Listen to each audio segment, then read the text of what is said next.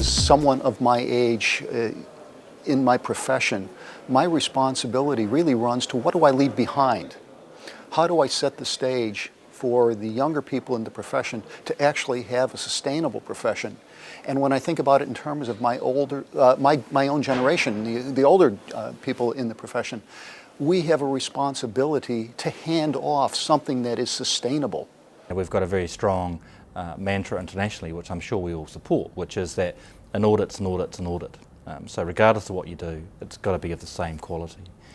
I've come to the firm belief that the third sector has a lot of skills and expertise that can be used by the private sector. I've got a pretty, there's probably 10,000 different definitions of what leadership is, and I've got a pretty simple one, which is it's how well you understand yourself and the impact on others and what you're going to do about it to improve yourself.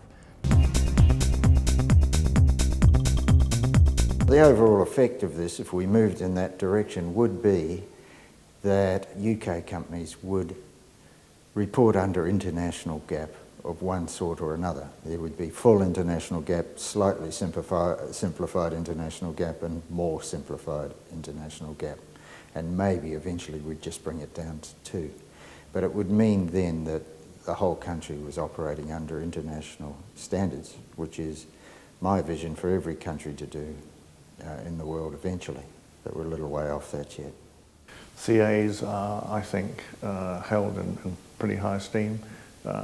One of the boards advisory boards that I'm on is chaired by Bob Monks, one of the corporate governance gurus in America, and one of the things that he constantly reminds us about is the very low esteem that the profession is held in that country versus over here. That has to be said first. That is CSR. It has to be real.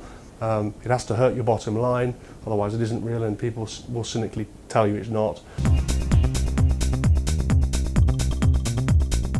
There's no debate about the need to get rid of inflation from the system. It's just whether or not there's the political will to do so.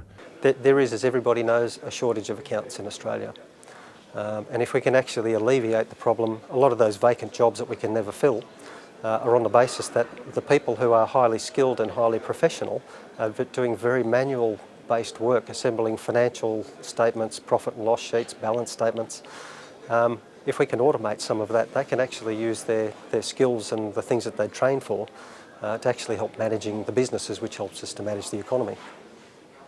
The question is, I think if we would have been more efficient in terms of timely information and probably better analysis, sharper analysis of the figures, we might have, but I'm very, very careful, we might have been able to at least act earlier. But it is very difficult to say, because most of the questions that have caused this turmoil were known. However, the question was, how important was this going to be?